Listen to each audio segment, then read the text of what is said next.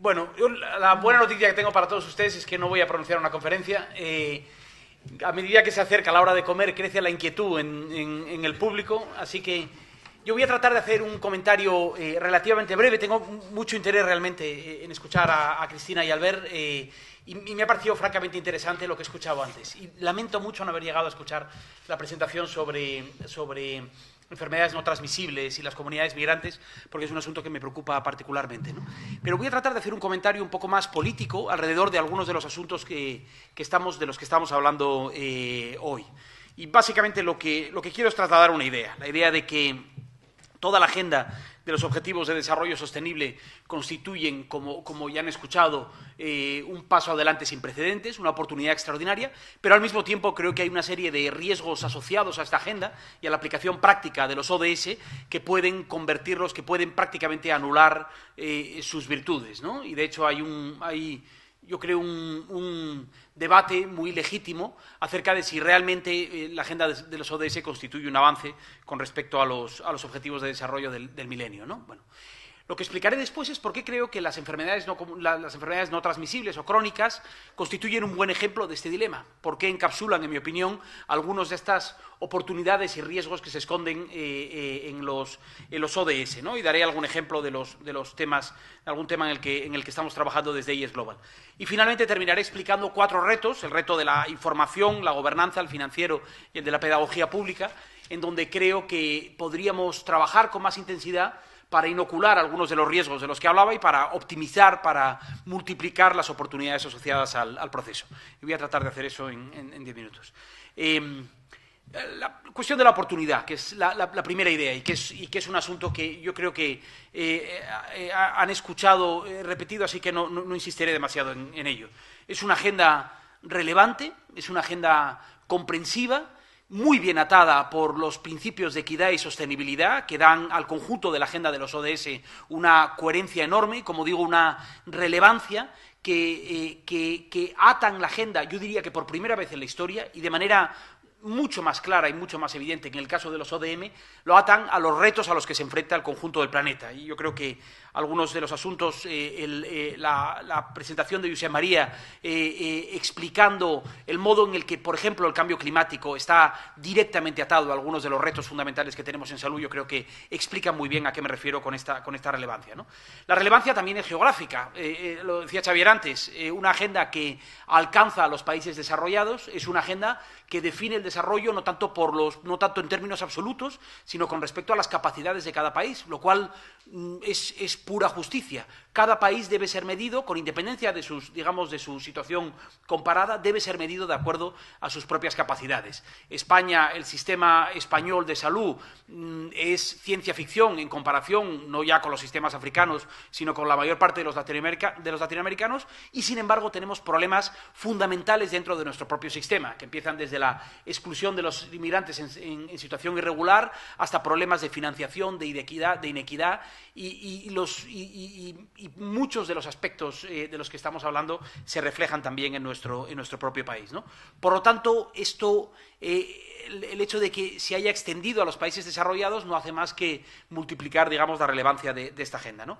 Es una agenda que, por otro lado, reconoce que nadie sobra en este asunto. Con mucha más eficacia, yo diría, y con mucha más claridad que los ODM, esta agenda sitúa al conjunto de actores que juegan un papel relevante en el ámbito de desarrollo y trata de generar círculos virtuosos en la participación del sector público, el sector privado, de las comunidades científicas, de los practitioners, es decir, que yo creo que lo hace de manera muy relevante. En último término, refleja la realidad.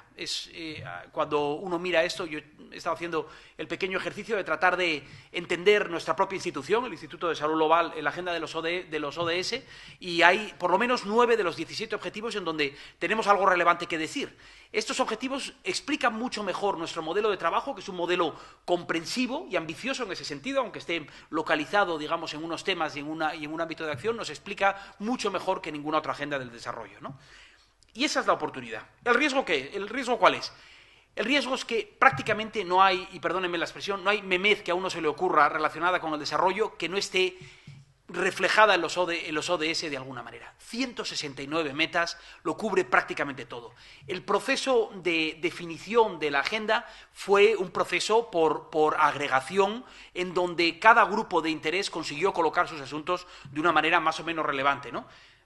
Con una excepción, los que defendemos un sistema de migraciones más libre y más flexible, que perdimos todas nuestras batallas una detrás de otra hasta quedar relegados a un puntito, al menos en la agenda de desigualdad. Pero lo cierto es que uno encuentra prácticamente todo en esas 169 metas de los objetivos, ¿no?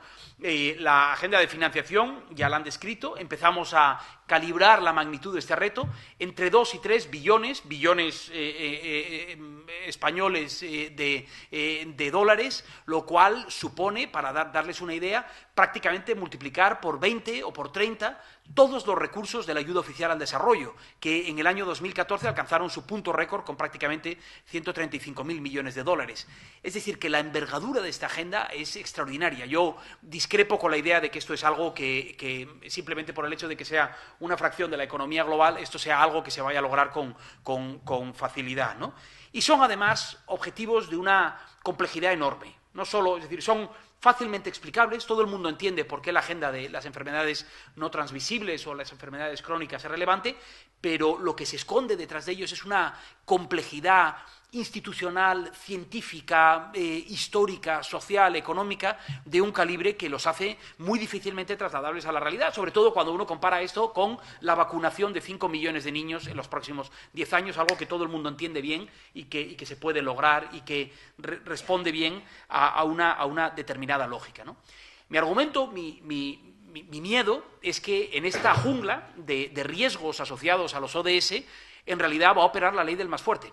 Los asuntos huérfanos o los asuntos políticamente radioactivos son asuntos que van a quedar marginados con bastante facilidad, sobre todo en un periodo de aplicación de los ODS tan corto como 15 años. 15 años no es nada. Estamos pidiendo al planeta que se transforme en un periodo tan corto como el que no hemos conseguido transformar durante los ODM, donde los objetivos eran muchísimo más modestos de lo que son ahora, ¿no? Ayer Rafael Vila San Juan y yo participábamos en una reunión de partners de la Fundación Gates, que es posiblemente la fundación más influyente en el ámbito global, en el ámbito de la salud, con un presupuesto nimio como 4.000 millones de dólares, consiguen poner patas arriba la financiación del sistema de salud global, y nunca, en ningún momento durante todo el día, a menos que yo me lo perdiese, la palabra equidad apareció mencionada, ¿no? La Fundación Gates sabe muy bien lo que quieren. Lo que quieren es ver cambios que Bill Gates vea antes de morir, porque eso es lo que él ha expresado y es perfectamente legítimo, es un acercamiento perfectamente legítimo, pero es una visión casi tecnofílica del desarrollo que se contrapone a muchos de los asuntos de los que hemos estado mirando aquí. En la medida en que la aplicación de los ODS refleje más la ley del más fuerte, esto va a ser complicado.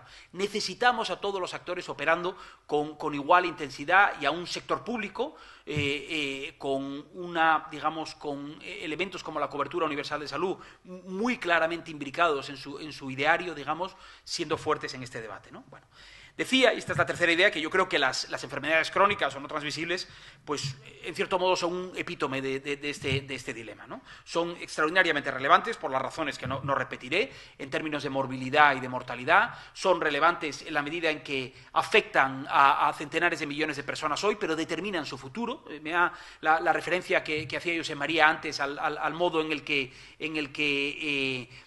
por ejemplo, los determinantes sociales, socioeconómicos de la salud, que afectan, por ejemplo, a los niños en edades críticas de su desarrollo, suponen una cadena perpetua para el resto de sus vidas. Ayer UNICEF, el Innocenti, el Centro de Investigaciones de UNICEF, presentaba el informe, este report card al que hacía referencia antes, el de este año, que habla de desigualdad e infancia. Y uno de los elementos que describe más inquietantes es el modo en el que las desigualdades en salud se han incrementado.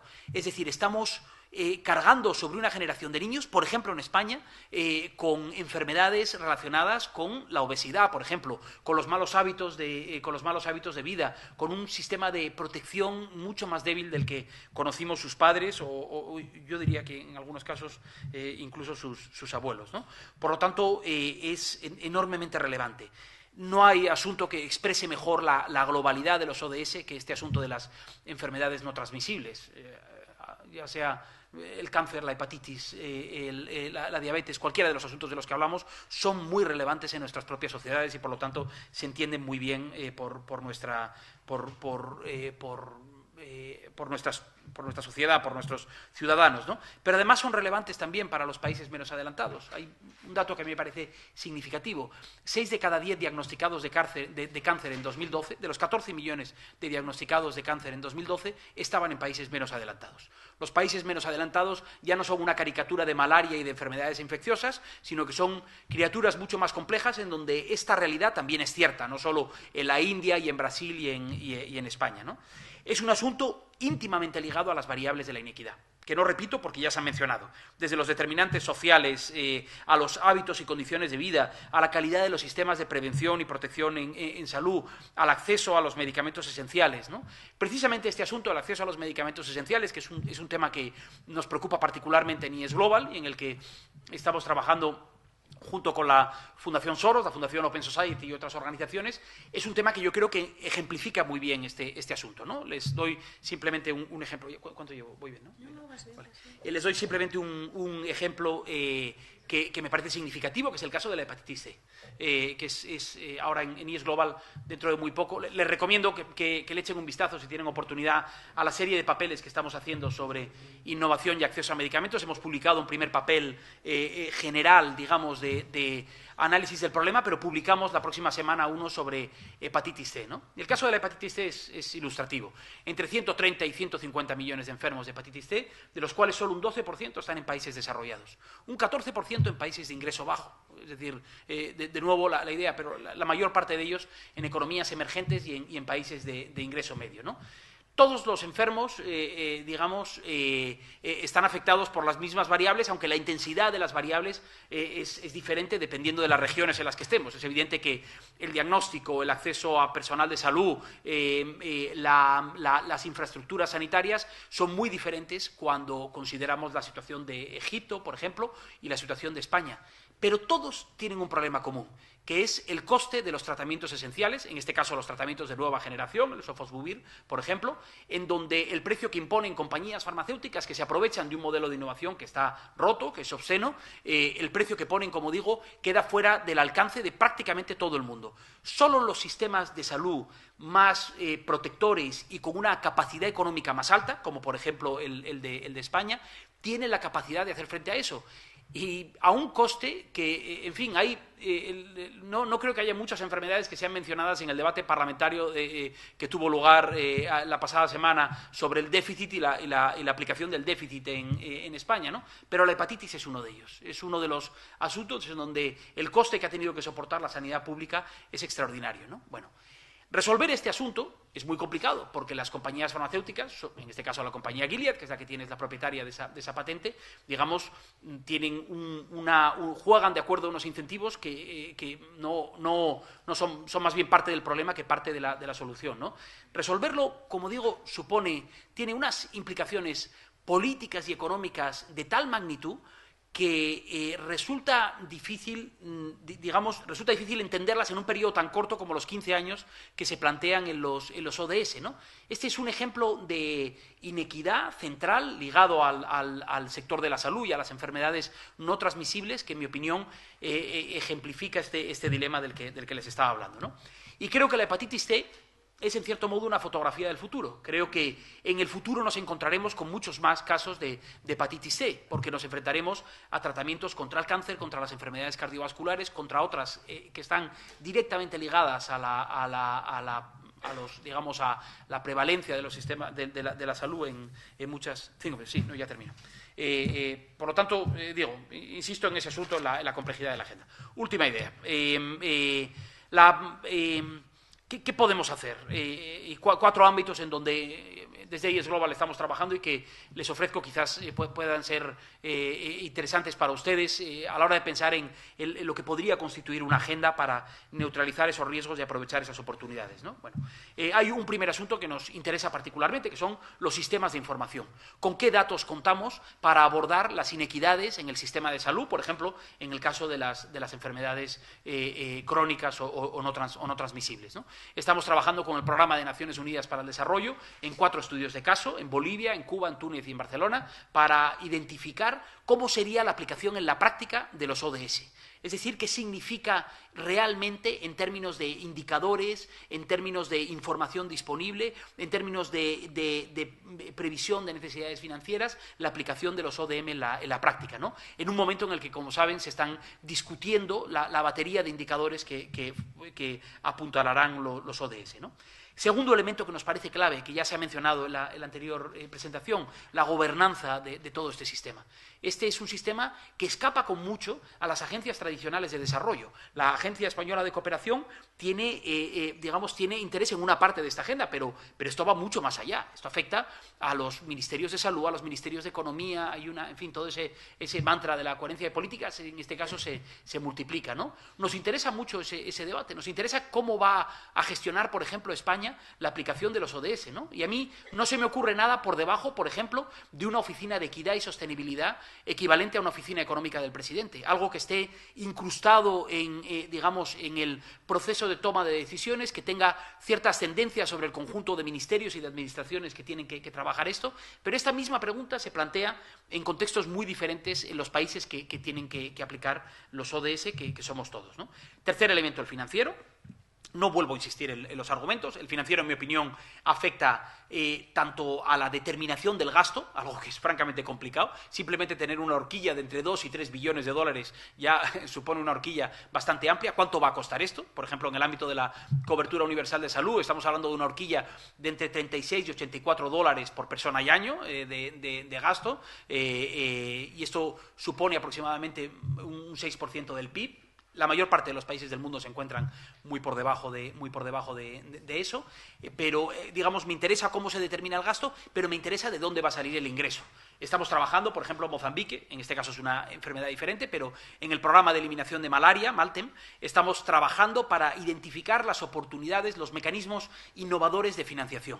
¿De dónde va a salir unos recursos en donde la cooperación juega un papel muy relevante? Creo que juega un papel relevante además como palanca, la buena cooperación, pero que es un papel que se queda muy corto para lo que necesita el país, ¿no? Y finalmente el ejercicio de pedagogía pública y la narrativa. Si salen ustedes a la calle y preguntan a cualquier persona razonablemente informada, nadie será capaz de decirles que son los ODS, ¿no? Y sin embargo los ODS deberían tener una importancia en nuestro debate público que va a haber que cultivar, sencillamente. Vamos a tener que construir una narrativa pública que sustente una conversación que tiene enormes oportunidades, ¿no? Si conseguimos pasos concretos en cada uno de estos 4 elementos, creo que habremos avanzado mucho, como decía, para neutralizar los riesgos de los ODS y para multiplicar sus oportunidades, ¿no? En fin.